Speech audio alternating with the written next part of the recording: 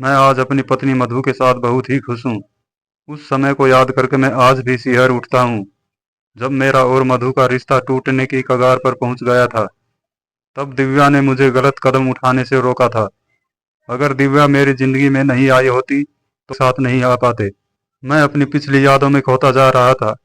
अतीत की परतें मेरे सामने खुलती चली गई। मैं अपने साथ काम करने वाले लोगों के साथ ऑफिस की कैंटीन में बैठा था कि अचानक दिव्या दरवाजे पर नजर आई। वह भला की खूबसूरत थी। जो भी उसे देखता बस देखता रह जाता। वह अचानक मेरे पास आई और बोली, अजय, लंच के बाद मुझसे मिल लेना। इतना कहकर वह अपने केबिन की तरफ चली गई।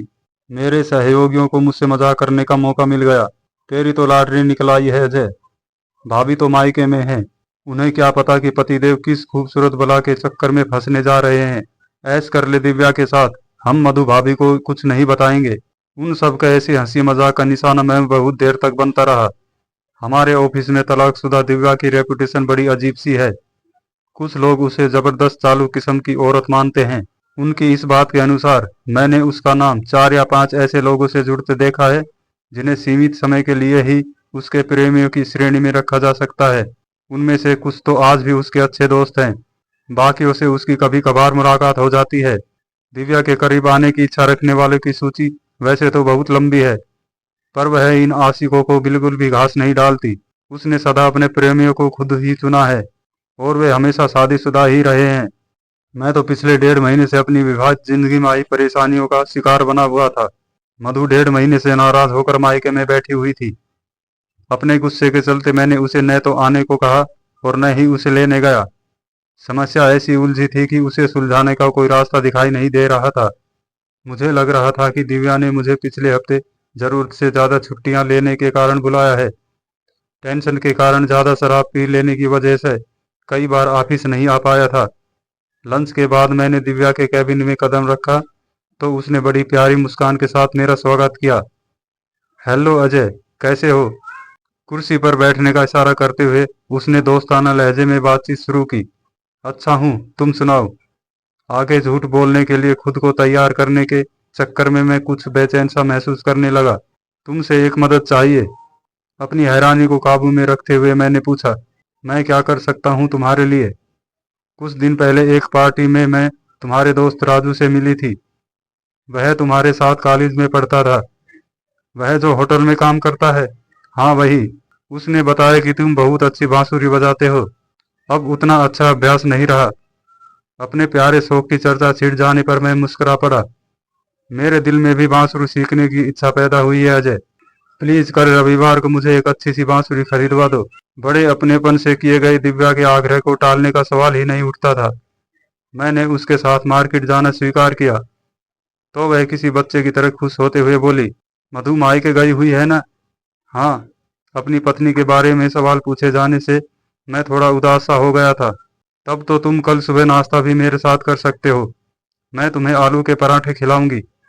अरे वाह, तुम्हें कैसे मालूम कि मुझे आलू के पराठे पसंद है? तुम्हारे दोस्त राजू ने बताया था। मैं कल सुबह 10 बजे तक पहुंच जाऊं? मैंने पूछा। हाँ चलेगा। दिव्या ने दोस्ताना अंदाज में मुस्कुराते हुए मुझे विदा किया। मेरे आए दिन छुट्टी लेने के विषय में बातचीत ही नहीं हुई, लेकिन अगर अपने सहयोगियों को मैं सच्ची बात बता देता तो वे मेरा जीना मुश्किल कर देते। इसलिए उनसे बोला। ज्यादा छुट्टियां लेने के कारण उसका भाषण सुनकर आ रहा हूँ। यह झूठ बोलकर मैं अपने काम में लग गया। पिछले 1.5 महीनों में वह पहली शनिवार की रात थी जब मुझे शराब पीने के बाद भी नींद नहीं आई। कारण यही था कि मैं सोते रह जाने का खतरा नहीं उठाना चाहता था।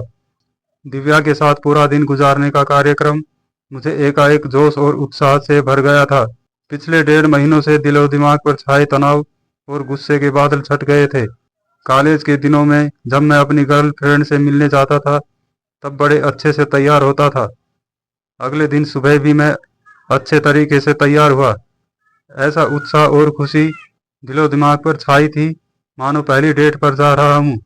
दिव्या पर पहली नजर पड़ी तो उसकी खूबसूरती देखकर मेरी आंखें ही चौंधिया गई। लाल रंग की साड़ी में वह बहुत आकर्षक लग रही थी। मेरे दिल की धड़कनें बेकाबू हो चली थी। मैं उसके साथ बहुत अच्छा महसूस कर रहा था। कब सुबह से रात हो गई पता ही नहीं चला। दिव्या जैसी फैशनेबल और आधुनिक औरत से खाना बनाने की कला में निपुण होने की उम्मीद कम ही होती है। लेकिन उस सुबह उसके बनाए आलू के पराठे खाकर मेरा मन पूरी तरह से तृप्त हो गया। प्यारी और मीठी मीठी बातें करना उसे खूब आता था। कई बार तो मैं उसका चेहरा बस देखता रह जाता। कहाँ खो गए अजय, मेरी बात सुन नहीं रहे ना? वह नकली नाराजगी दिखाते हुए शिकायत करती और मैं बुरी तरह झेंप उठता। मैंने उसे स्वादिष्ट पराठे खिलाने के लिए धन्यवाद दिया तो उसने सहजता से मुस्कुराते हुए कहा, किसी अच्छे दोस्त के लिए खाना बनाना मुझे पसंद है। मुझे भी बड़ा मजा आया है। मुझे तुम अपना अच्छा दोस्त मानती हो? बिल्कुल, उसने तुरंत जवाब दिया। कब से? इस सवाल से ज्यादा महत्वपूर्ण एक दूसरा सवाल है अजय। कौन सा? क्या तुम आगे भी मेरे अच्छे दोस्त बने रहना चाहोगे? उसने मेरी आंखों में गहराई से झांका। हाँ, बिल्कुल बना रहना चाहूंगा। पर क्या मुझे कुछ खास करना पड़ेगा तुम्हारी दोस्ती पाने के लिए? शायद, लेकिन इस विषय पर हम बाद में बात करेंगे। अब बांसुरी खरीदने चले। सवाल का जवाब देना टालकर दिव्या ने मेरी उत्सुकता को और भी बढ़ा दिया था। हमारे बीच बातचीत बड़ी सहजता से हो रही थी। हमें एक दूसरे का साथ अच्छा लग रहा था। हमारे बीच ऑफिस से जुड़ी बातें बिल्कुल नहीं हुई। टीवी सीरियल, खेल, राजनीति, खान पान जैसे विषयों पर हमारे बीच चर्चा खूब चली। उसने मधु से जुड़ा कोई सवाल मुझसे नहीं पूछा। हाँ, उसने अपने पहले पति आकाश से अपने संबंधों के बारे में मेरे पूछे बिना ही जानकारी दे दी। आकाश से मेरा तलाक उसकी जिंदगी में आई एक दूसरी औरत के कारण हुआ था। अजय, वह औरत मेरी भी अच्छी सहेली थी। अपने बारे में बताते हुए दिव्या दुखी या परेशान बिल्कुल नजर नहीं आ रही थी। इसका मतलब तुम्हारे पति ने तुम्हारी सहेली के साथ मिलकर तुम्हें धोखा दिया था? मैं सहानुभूतिपूर्ण लहजे में बोला। हाँ, पर एक कमाल की बात बताऊं? हाँ, बताऊं। मुझे अपने पति से खूब नाराजगी व शिकायत रही, पर सुमन नाम की उस दूसरी औरत के प्रति मेरे दिल में कभी कोई खटास या बैर भाव नहीं रहा। ऐसा क्यों? सुमन बहुत ही सीधी और सच्ची औरत थी। उसका दिल सोने का था अजय। उसके साथ मैंने बहुत सारा समय हंसते मुस्कुराते गुजारा था। यदि उसने वह गलत कदम न उठाया होता तो वह मेरी सबसे अच्छी सहेली होती। लगता है तुम्हें पति से ज्यादा अपनी जिंदगी में अपनी सहेली सुमन की कमी खलती होगी। अच्छे दोस्त बड़ी मुश्किल से मिलते हैं अजय। शादी करके एक पति या पत्नी तो हर कोई पा लेता है। यह तो बड़ी अच्छी बात कही तुमने। कोई बात अच्छी तभी होती है जब उसका सही महत्व भी इंसान समझ ले। बोलकर उसका गला सूख गया। अब कुछ पिलवा तो दो जनाब। बड़ी कुशलता से उसने बातचीत का विषय बदला और मेरी बांह पकड़कर एक ढाबे की दिशा में चल पड़ी। उसके बाद बांसुरी खरीदने में मैंने उसकी मदद की। उसके दिल में अपनी छवि बेहतर बनाने के लिए वह बांसुरी मैं उसे अपनी तरफ से उपहार में देना चाहता था, पर वह राजी नहीं हुई। तुम चाहो तो मुझे बांसुरी सिखाने की जिम्मेदारी ले सकते हो, वह बोली। उसके इस प्रस्ताव को सुनकर मैं फिर से खुश हो गया। जब हम दिव्या के घर वापस लौटे तो रात के 9 बजने वाले थे।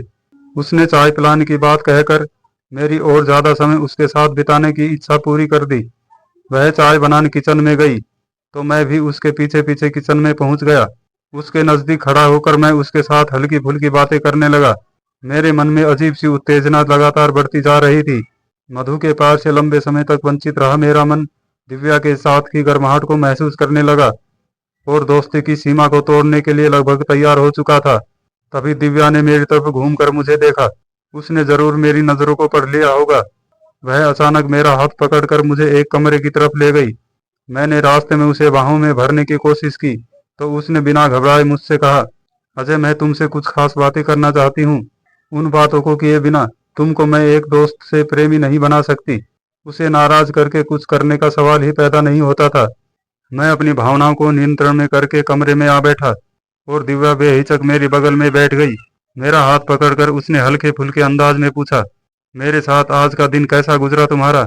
मेरी जिंदगी के सबसे खूबसूरत दिनों में से एक होगा आज का दिन। मैंने सच्चाई बता दी।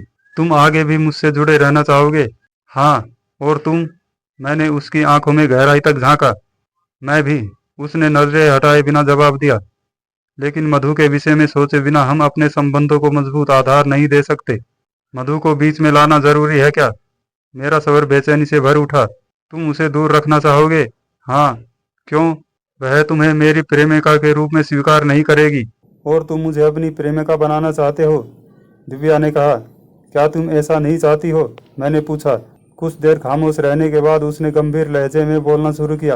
अजय, लोग मुझे फ्लर्ट मानते हैं और तुम्हें भी जरूर लगा होगा कि मैं तुम्हें अपने नजदीक आने का खुला निमंत्रण दे रही हूँ। इस बात में सच्चाई है, क्योंकि मैं चाहती थी कि तुम मेरा आकर्षण गहराई से महसूस करो। ऐसा करने के पीछे मेरी क्या मंशा है मैं तुम्हें बताऊंगी, पर पहले तुम मेरे एक सवाल का जवाब दो। पूछो। उसको भावुक होता देख मैं गंभीर हो उठा।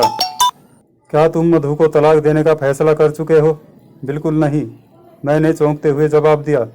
मुझे तुम्हारे दोस्त राजू से मालूम पड़ा कि मधु तुमसे नाराज होकर पिछले 1.5 महीने से मायके में रह रही है।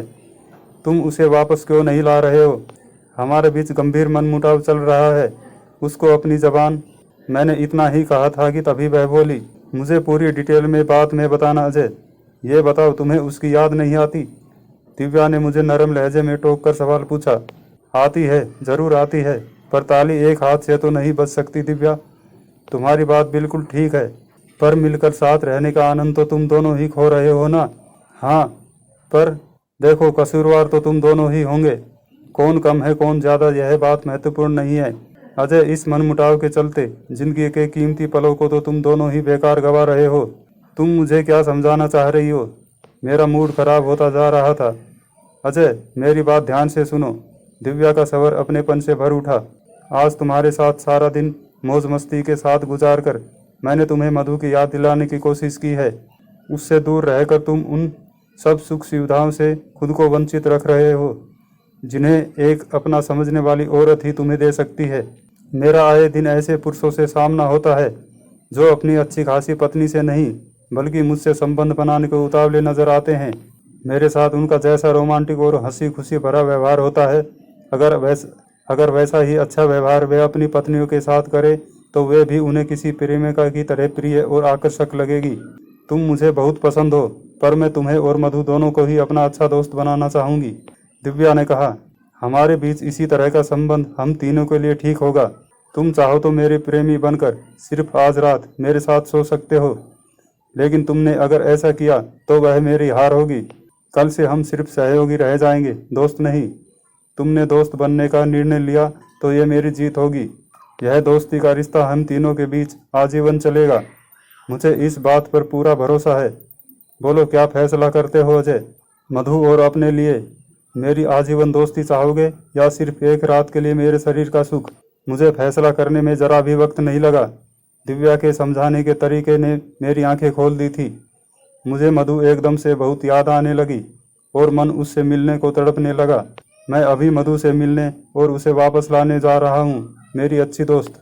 मेरा फैसला सुनकर दिव्या का चेहरा फूल सा खिल उठा और मैं मुस्कुराता हुआ उससे विदा लेने को उठ खड़ा हुआ। मैं सीधा मधु के मायके पहुँच गया। मधु ने मुझे देखा तो एक जगह बूत की तरह खड़ी रह गई। उसकी आंखें भर आई। वह एक टक मेरी तरफ देखे जा रही थी, मानो पूछ रही हो, इतना समय लगता है आने में? आखिर मेरी गलती क्या थी जो तुम इतने कठोर बन गए अजय? छोटे मोटे झगड़े तो सब में होते हैं, लेकिन इसका मतलब यह तो नहीं कि अपनों की कोई खैर खबर ही ना ली जाए। मधु के चेहरे की रौनक गायब हो चुकी थी। उसकी आंखों के नीचे काले गड्ढे साफ दिखाई दे रहे थे। अचानक वो दौड़कर मेरे गले से लग गई और सीने में हल्के हल्के मुक्के मारते हुए बड़बड़ा रही थी। तुम कितने निर्दयी हो अजय। फिर थोड़ा रुककर बोली, मुझे माफ़ कर दो अजय, मैं अब तुमसे कभी झगड़ा नहीं करूंगी। तुम्हारे बगैर मैं जी नहीं सकती अजय। ये 1.5 महीना तुम्हारे बिना कैसे गुजरा है ये मैं ही जानती हूँ। इतना कहकर उसने मुझे जोर से जकड़ लिया। हम दोनों एक दूसरे में खोए रहे। तभी मधु की माँ ने टोका, सारी रात ऐसे ही खड़े रहने का इरादा है क्या? अंदर नहीं आने दोगी अजय को? फिर हम अंदर गए और खाना खाया। सुबह मैंने मधु की माँ से विदा ली और खुशी खुशी अपने घर की तरफ बढ़ गए। उम्मीद करता हूँ दोस्तों, कहानी आपको पसंद आई होगी। कहानी पसंद आई हो तो कहानी को लाइक करें। चैनल पर पहली बार आए हैं तो चैनल को सब्सक्राइब कर लें और बेल के आइकन को दबा लें ताकि अगली अपडेट आपको सबसे पहले मिले। धन्यवाद।